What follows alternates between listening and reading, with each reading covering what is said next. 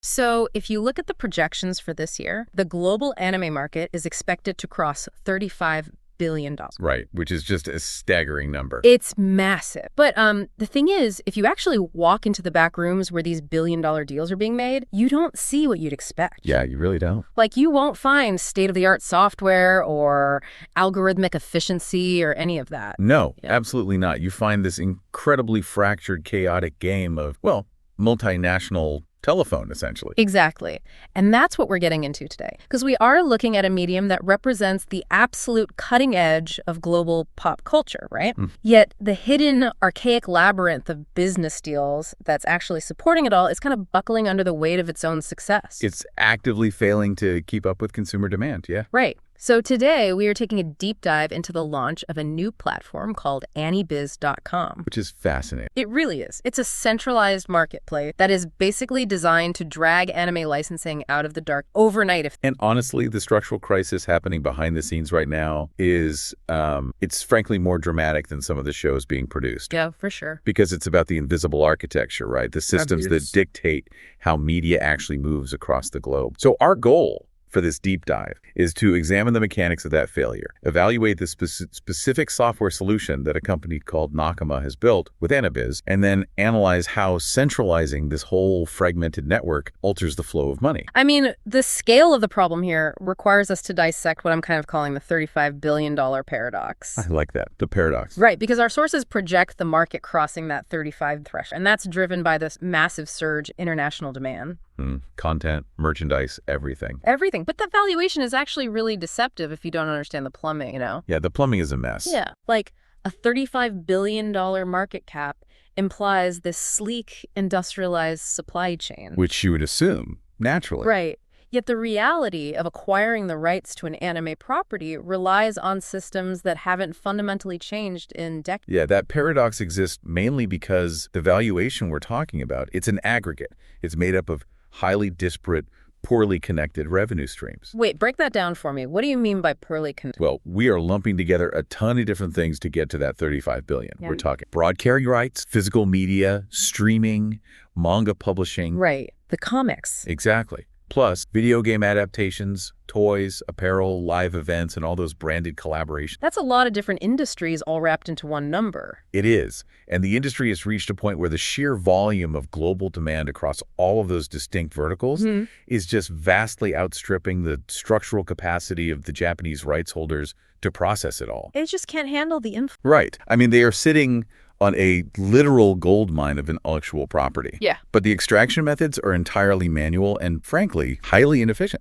It actually reminds me of trying to buy a house, right? But discovering that the real estate market operates on these bizarre, hyper-specific micro-contracts. Oh, that's a good way to put it. Like, imagine you find the perfect house, but the seller informs you that you only bought the rights to use the living room on Tuesdays. Right, right. And then you find out a completely different holding company owns the rights to the plumbing, but only for the next 8. Good luck taking a shower. Exactly. And then if you want to paint the exterior, you have to track down a third company operating in a different time zone who doesn't speak your language and, like, has no public contact information whatsoever. That is painfully accurate to how media licensing works right now. It sounds like a fundamentally broken supply chain, which makes me wonder, if the demand is this incredibly high, why hasn't the market corrected itself by standardizing the model by now? Well, the lack of standardization is actually a historical artifact. It's a holdover from how media used to be. Okay, so it made sense at one point. Right. Before simultaneous global streaming became the norm,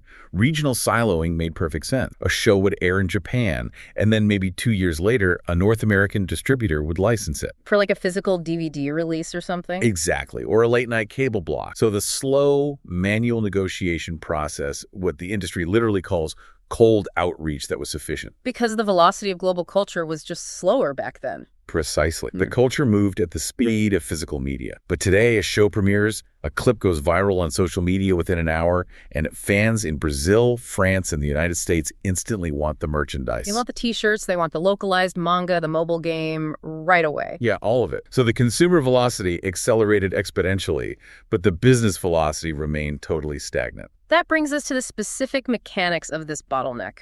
Because Nakama's CEO, Brady McCollum, explicitly diagnoses this in our source. Yes, he breaks it down really well. He does. He breaks the fragmentation down into 4 distinct axes, which are territories, product categories, distribution formats, and time. Those are the 4 pillars of the... Yeah, the nightmare. So I want to pressure test this a bit for the listener so you can really picture it. Let's do it. Let's say I'm a mid-sized European apparel, okay? And I want to produce a line of jackets based on a breakout hit show. Walk me through the mechanical reality of navigating those 4 axes under this legacy. Okay, so your first massive hurdle is the territory axis. Right, because I'm in Europe.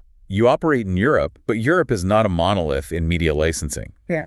The rights holder for France might be entirely different from the rights holder for Germany. Wait, really? Just right across the border? Oh, absolutely. And this is often dictated by legacy broadcast agreements or, localized distributors who bought the regional master rights like 5 years ago. So I'm not just making one simple phone call to an office in Tokyo. No, not at all. You are trying to identify and contact multiple sub-licensors across the entire continent just to sell a jacket in a few countries. Okay, so let's assume I somehow managed to map out the territorial rights holders and I actually secure all those meetings. I still don't have the license, do I? Far from it. Now you hit the product category and format act. Ah, great. Because the companies you just spent months tracking down and contacting, they might hold the master distribution rights for the streaming video, but they may not possess the merchandising rights at all. Oh, wow. So I just wasted my time. Maybe. Or worse, the merchandising rights themselves are subdivided. Subdivided how? Well, one entity might control apparel, another controls hard goods like action figures, and a third, entirely different company controls printed matter like posters. This is getting ridiculous. It is. You have to verify that the specific person you are negotiating with actually holds the legal authority to grant an apparel license for that specific region. And the entire time I'm doing all this investigative work, the clock is ticking on that 4th axis, right? The time. Yes, exactly. Let's say you finally track down the entity that holds the French and German apparel right. You enter negotiation. Which probably takes forever. Oh, it takes months of back and forth legal redlining. It's a huge headache. And by the time the contract is finally signed, you realize the licensor's master window for the IP expires in 6. Wait, so I only have 6 months to make the jackets? Yeah, and it takes you 4 months just to manufacture and ship the jackets from your factory. So I have a 2-month window. We have a 2-month window to sell your entire inventory before your license legally dissolves. Or before a highly anticipated second season drops, which might be licensed to a completely different company. Meaning my product line is instantly legally dubious or just culturally irrelevant. Exactly. You could be sitting on a warehouse of jackets you literally are not allowed to sell. I mean, if I'm the apparel brand in that scenario, I just walk. Most do. The friction is way too high, the legal exposure is completely terrifying, and the return on investment is just compromised by the timeline. It's a high-stakes game. It's a high-stakes game of multinational telephone, where the penalty for a miscommunication is millions of dollars in unsellable inventory. And that right there explains why so much money is left on the table globally. Buyers simply lack the confidence to invest their capital because the acquisition process is just inherently volatile. It creates this massive chilling effect on the market, doesn't it? It really does, because only the absolute largest multinational corporations have the legal departments and the capital reserve to absorb that kind of friction. Right. The giants can handle it. But mid-sized buyers, regional specialists, or innovative startups, they simply cannot participate efficiently. They're locked out. Totally locked out. And crucially, this opacity really harms the original creators too. The Japanese studios. Exactly. The licensors in Japan lack a centralized dashboard. They have minimal visibility into where their intellectual property is even flowing. They don't know who has what. Right. They don't know who is handling it, and they have no idea whether it is being optimized in these secondary markets. So the system is actively suppressing its own growth. We are looking at a $35 billion market that is essentially operating with the parking brake engaged. That's a great analogy. And to disengage that brake requires an entity to step in and fundamentally standardize the legal and logistical framework of an entire global industry. Which is no small task. It's huge. Yeah. That is not just a software engineering problem. That is a massive political and diplomatic problem. I would imagine the resistance to a third-party platform stepping between Japanese rights holders and global buyers would be astronomical. Oh, absolutely. Right. It requires an unprecedented level of institutional trust. Because they're protective, right? Very. You are asking highly protective companies to upload their most valuable asset, their intellectual property data, their regional holdbacks, their licensing availability onto a centralized third-party server. Yeah, they aren't just going to hand that over to anybody. No, a standard Silicon Valley tech startups could not execute this, regardless of how elegant their code was. They would be laughed out of the room. Which makes the personnel behind Nakama the critical variable in this whole equation. It's the only reason this is even possible. Let's talk about the team, because AniBiz is being spearheaded by Nakama's co-founder and president Kun Gao, alongside CEO Brady McCollum and head of business development Se-Won Song. But Dao's involvement here, that seems like the linchpin. Right, he is the linchpin, without a doubt. Because he founded Crunchyroll, he served as its CEO for years, effectively writing the playbook for how to aggregate and legitimize fragmented anime distribution on the consumer side. He proved it could be done. But I want to challenge the premise a little bit here. Does B2C success automatically translate to B2B dominance? It's a fair question. Like, building a streaming service for fans is very different from convincing a titan like Toei Animation to route their complex global merchandising deals through your marketplace. They are definitely different domains, but they rely on the exact same underlying currency, which is relationships and cultural translation. Okay, unpack that a bit. So Gao's tenure at Crunchyroll wasn't just about building a video player that worked well. It was about spending over a decade in Tokyo boardroom, sitting face-to-face with these executives. Building the trust manually. Exactly. He was convincing deeply skeptical production committees that digital streaming wasn't going to cannibalize their domestic DVD sale, which was a huge fear back then. Right, because physical media was their cash cow. Yeah, so he had to prove that an American tech platform could be a reliable, transparent partner that protected their IP while actually expanding their overall yield. Ah, so he already fought and won the battle for institutional trust. Exactly, he has the track record. He demonstrated that centralization increases the total addressable market rather than simply extracting a rent. Right, he showed he wasn't just there to take a cut and offer nothing. But I also noticed the executive structure. The inclusion of a dedicated head of business development, Se-Won Song, alongside us, that signals that they know a self-serve platform just isn't enough for them, right? It signals a lot. It says they aren't just launching a website, crossing their fingers and waiting for users to sign up. Yeah, that wouldn't work. This specific executive structure implies a white-glove matchmaking service. They're positioning themselves as the connective tissue between two very different worlds. The conservative risk profiles of the Japanese licensors and the aggressive, fast-paced demands of the global buyers. Precisely. The platform operates as a translation layer. Oh. And I don't just mean for language, though that's part of it. It's a translation layer for business culture. Because the priorities are completely inverted. They are. Japanese IP holders prioritize long-term brand equity and strict control over how their characters are portrayed. Right, they want to protect the art. And global buyers.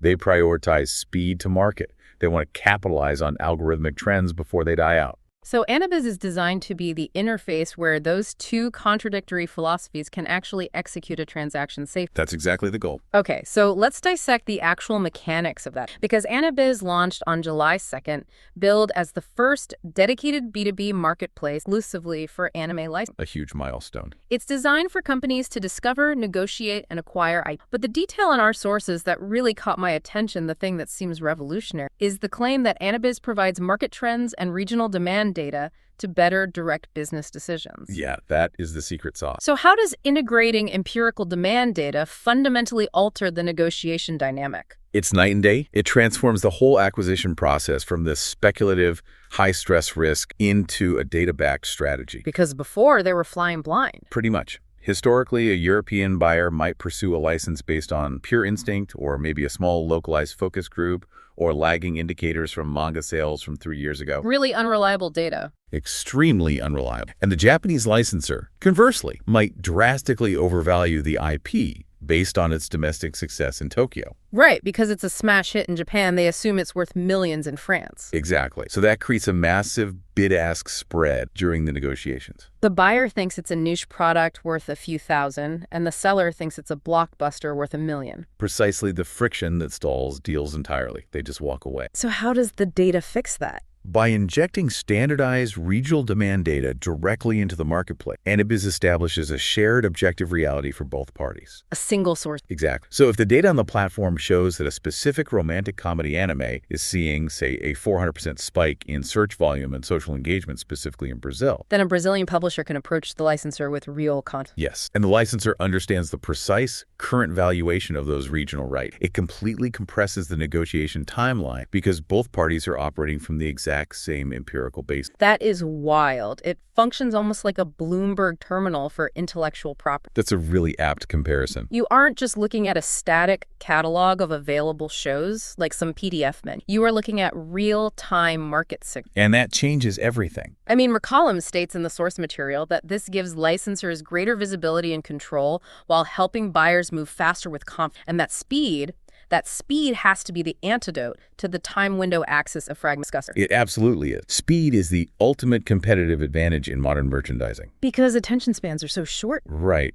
When a show captures the cultural zeitgeist, the demand curve is incredibly steep, but it's often relatively narrow. It burns bright, but burns out fast. Exactly. By the time a traditional cold outreach negotiation concludes, the cultural conversation has frequently just moved on to the next season's lineup of shows. So you launched the merchandise to an audience that doesn't care anymore. But a centralized digital marketplace allows a buyer to identify a trending property on a Tuesday, initiate a data-backed warm introduction on Wednesday, and drastically accelerate the legal contracting phase. Because the availability and the territorial clearances are just pre-verified by the platform's database. You don't have to spend months asking who owns what. The platform tells you. You completely eliminate that agonizing 6-month discovery phase where you are just trying to figure out who owns the French apparel rights. The platform already knows. It's right there. It's so elegant.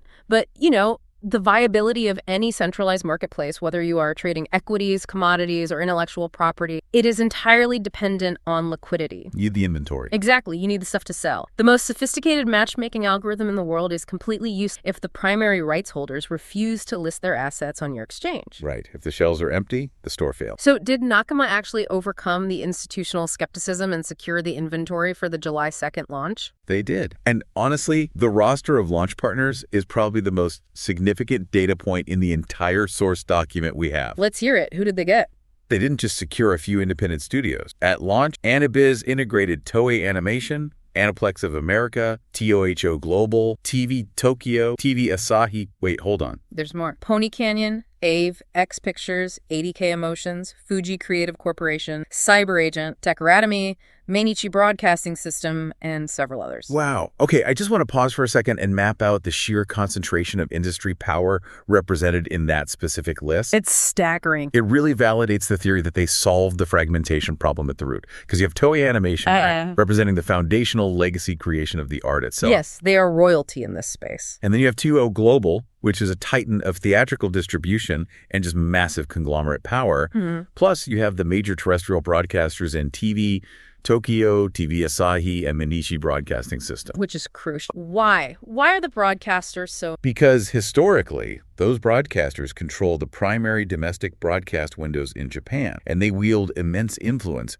over the underlying secondary rights. Oh, so they are the gatekeepers. Very much so. But you also have to look at the inclusion of a company like Decoratamy. Right, the toy company. They are a dominating force in the toy and merchandising sector.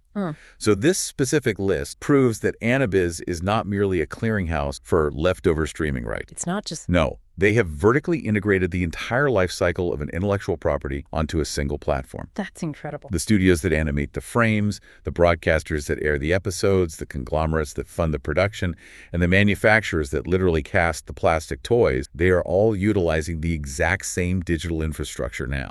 But, and tell me if I'm wrong here, doesn't this create a terrifying network effect for anyone who isn't on the platform? Terrifying is one word for it? Yes. Like, if you are a mid-sized Japanese publisher or a competitor trying to launch a rival license, and you look at this roster on July 2nd, the gravitational pull just seems insurmountable. It is a black hole of industry gravity. Right. If the absolute giants of the industry are standardizing their operations on AniBiz, does it basically force the rest of the market to capitulate and join? It absolutely creates a de facto industry standard. When liquidity concentrates in a single marketplace to this degree, it becomes economically irrational to trade anywhere else. Because why would a buyer waste time calling people when they can log in? Exactly.